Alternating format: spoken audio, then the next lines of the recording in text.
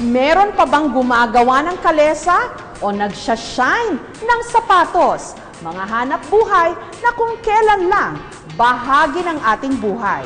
May silbi pa ba ngayon? Kung gusto mong magpa-shine ng sapatos, pumunta lang sa mga bangketa kung saan naghihintay ang Shoe Shine Boys. Noon yon, dahil mula raw nung nagkaroon sa mga pamilihan ng DIY o do-it-yourself shoe shine, nawalan na rin ng kintab ang trabahong ito. Pero dito sa Baguio, meron pa ring mga nag-aalok nito, ang tradisyonal na pagpapakintab ng sapatos. Shine, shine, shine. Tahe sapatos. Ang leader ng Shoe Shine Boys dito, si Edwin. Kasi itong grupo namin na ito, matagal na kaming magkakasama dito. Noon, nahuhuli kami rito na mga shine boy. Kaso nakipag-usap kami sa may namumuno ng park. Kahit bigyan nila kami ng space na pag-shine namin, ito ang binigyan nilang shine area namin dito sa Malcolm Square. Ang kanilang armas, jobos, 2 klase ng brush, at biton. Ang mga ito ang pang-shine ng sapatos. Sa sementadong upuan na ito, pinapaupo nila ang kanilang customers at ang nagsisilbi nilang salumpwet, lumang lalagyan ng biskwit. 10 minuto lang, shine bright like a diamond ang iyong sapatos sa halagang 60 pesos. Sa mga baon ng mga anak ko, papuntang school, dito ko naman kinukuha eh. Misis ko, wala namang trabaho eh. Kaya dito lang ako sa shine kumukuha ng kinabubuhay namin sa araw-araw. Sa lamig ng klima sa Baguio, ang mga tao rito mahilig sa leather, boots man o jacket pa. Naka 14 years na ako, dito na ako. Maganda hanggang ngayon. Ang pag-shoe shine, singtanda pa raw ng panahon ng mga Amerikano dito sa City of Pine.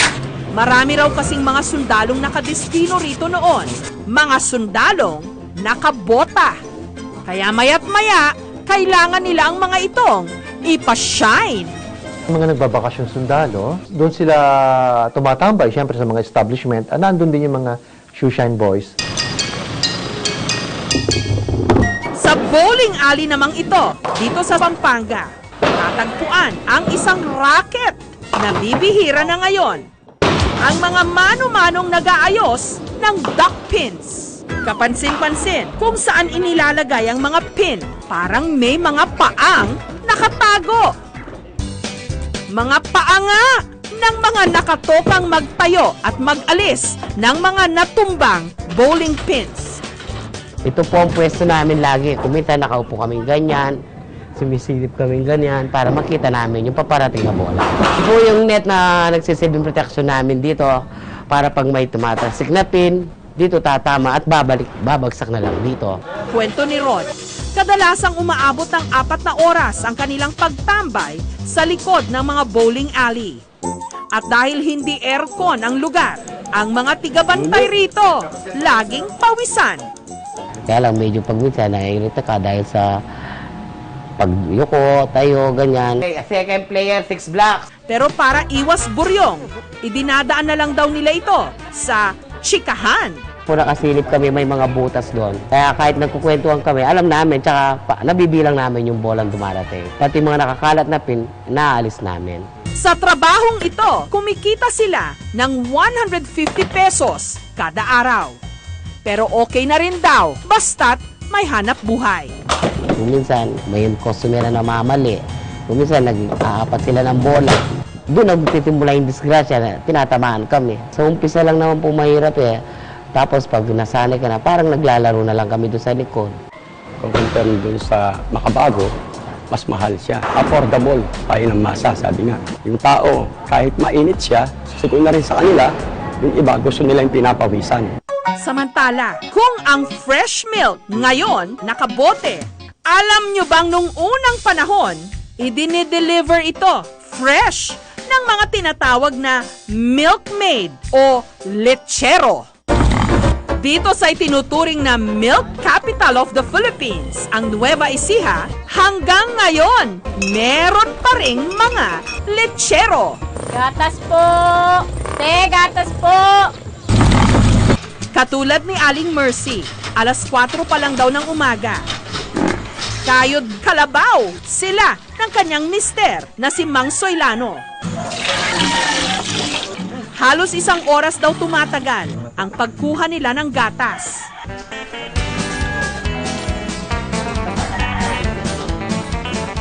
Labing 2 mga bote ang napupuno nila araw-araw na naibibenta nila 25 pesos kada piraso.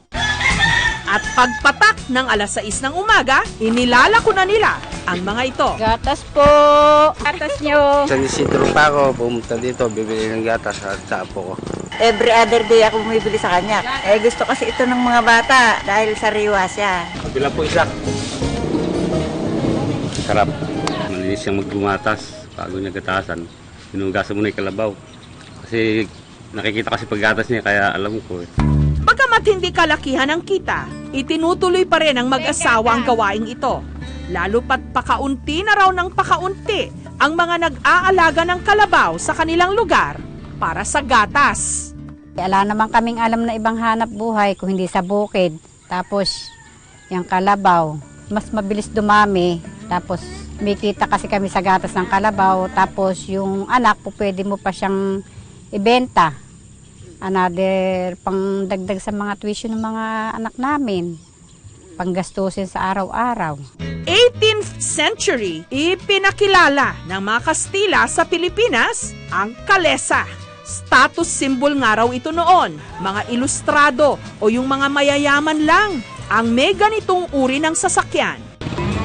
Dito sa Pampanga, parang pang 19 kopong-kopong pa rin ang kalsadang ito. Puno ng mga kalesa. Pero dadalawa na lang pala ang natitirang gumagawa ng gulong ng mga ito o yung mga tinatawag nilang gareta. Isa rito, si Mang Policiano. Tito kong una, silang gumagawa ng kalesa. Ngayon, yung mga pinsan niya, naturuan niya. Sa paggawa ng gulong ng kalesa, para hindi madulas ang pagpapatakbo rito, nilalagyan nila ito ng goma na nakapaikot sa gulong. 12 anyos pa lang daw si Mang Policiano, gareta na siya. Kumikita raw siya noon ng hanggang 50,000 pesos kada kalesa. Pero dahil moderno na ang panahon ngayon, humina na ng husto ang kanyang kita. Akin lang naman, ang kamukha ko rin mahirap yung nagkakalesa. Imbis na 500 ng singil ko sa kanila, sasabihin nila, wala rin kaming pera, ganito lang. Okay na, basta makasobra lang ako kahit papano. Sa mga mahilig namang manood ng sine, alam nyo ba na ang mga kopya ng ipinoproject na pelikula ngayon, naka-hard drive na, sa computer na pinapagana. Nasa amin na yung file, to this laptop, nakakonect siya dito sa projector. Dito, MP4 or hard drive, so ganun lang, kasimple. Hindi katulad nung nakaraan na mano-mano ang mga itong inilalabas sa mga sinehan ng mga tinatawag na lagarista. Yung pelikula, sinushoot natin talaga sa using yung film reels niya. Tapos dun din in-edit, ginugupit siya. Tapos using yung editing tape. So, ganun siya ka-analog. So, imagine mo, parang maraming picture siya na pinagdikit-dikit. Ang mga lagarista, karaniwang nakabisikleta. Binubuhat nila ang mga film acetate o film reel sa bawat sinehan. Kaya sila tinawag na lagarista dahil nagkakasabay-sabay ang mga screening ng pelikula sa iba't ibang mga sinehan nung araw. Dito sa Maynila, nakilala namin si Mang Willie, dating lagarista. 27 taon daw siyang nagpaikot-ikot sa iba't ibang mga sinehan noon sa Maynila. Halimbawa, 3 sine, naghahati sila ng rodo. Tigalawa sila, tapos pagdating tatama namin sa oras para na sinusunod para mahati ng gusto yung pelikula. Ang pinakamahirap daw noon kapag nagkakaroon ng tinatawag na kombinasyon kung saan halos nagkakasabay ang screening ng mga sinehan. Sa mga ganong pagkakataon daw, kailangan niya ng tulong mula sa kapwa niya lagarista. Merong naglalakad, halimbawa, Janet, saka Galaxy. Kaya nilalakad na ganyan. Tapos ngayon kung kiniramo saka Robinson, bike naman ang ginagamit doon. Delikado naman yun. Kung maghahatid ng pelikula, tapos habang pahinga kami, nakapanood kami. Marami nang hinahin doon dahil karamihan sa mga tao naasahan yung kinikita nila doon. Baga sa pagtawid sa araw-araw. Bagamat nagsara na ang telon para sa mga lagarista, ang importante para kay Mang Willie, hindi raw malimutan na minsan malaki ang kanilang nagawa para ang mga kahenerasyon ko at ang mga nauna nakapanood ng sine. Wala na nga sa uso ang kanilang mga trabaho, pero sila ang kumakatawan sa panahon kung kailan ang hanap buhay mano-manong pinagpapaguran at pinaghuhusayan.